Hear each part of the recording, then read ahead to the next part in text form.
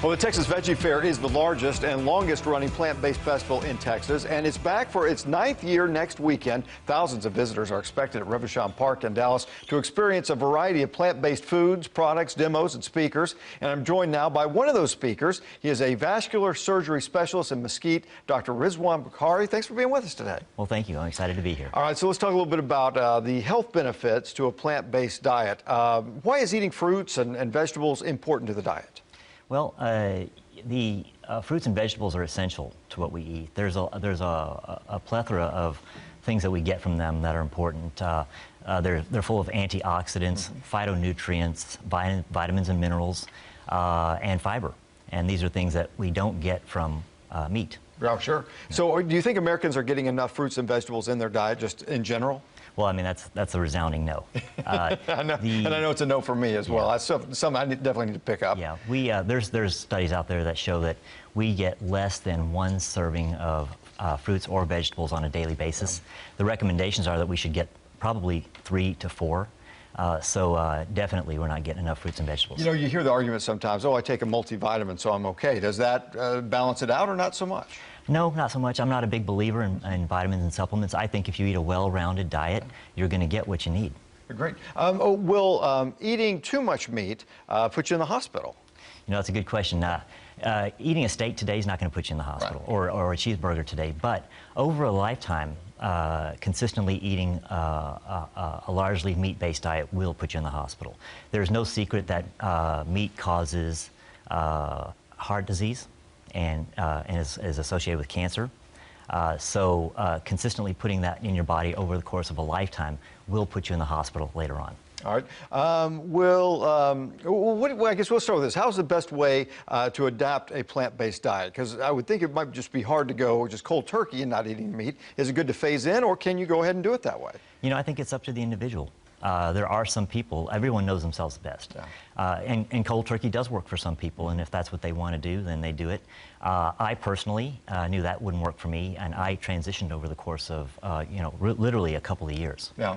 So you kind of took it slow. And how did you do it? Did you do like a day where you ate a plant-based diet, and then 2 days a week, and then 3 days a week, or how did you do it? Yeah, you know, I think everyone's different. For me, I started making meat not the central portion of my meal.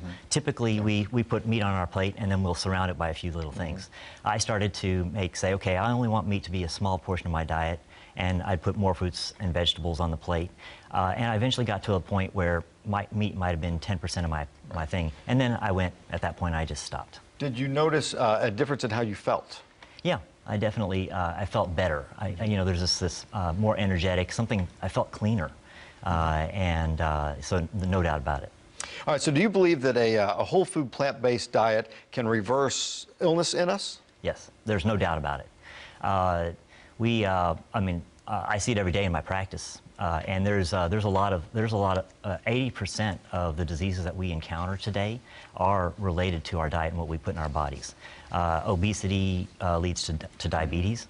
If you change your diet, I've seen people cure their diabetes, get off their insulin, get off their medications. I've seen people reverse their heart disease.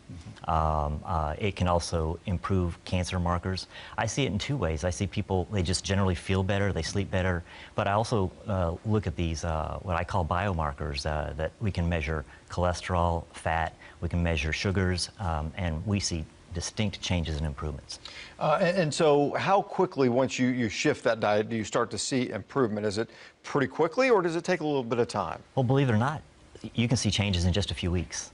You would think, oh my God, I need to do this for a couple of years before I start to see changes. But with my patients with diabetes, we see in just a couple of weeks changes in their blood sugars, and they start reducing their insulin use. And I've seen patients get off of their insulin in just 4 or 6 weeks. That's interesting. Is there any evidence that a plant-based diet helps us live longer?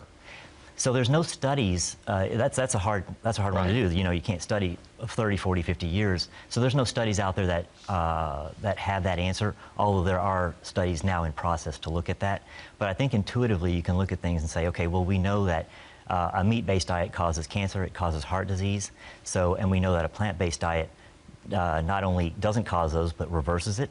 So I think by association, you can say that. They do look at, there's one thing I'd like to talk about, which is there's a thing called a blue zone. There's 5 blue zones in the world, and these are areas that were noted to be where people live longer and healthier. They live to be 80, 90, 100 years old without disease. And when they studied these areas, they found out that these people were predominantly plant-based.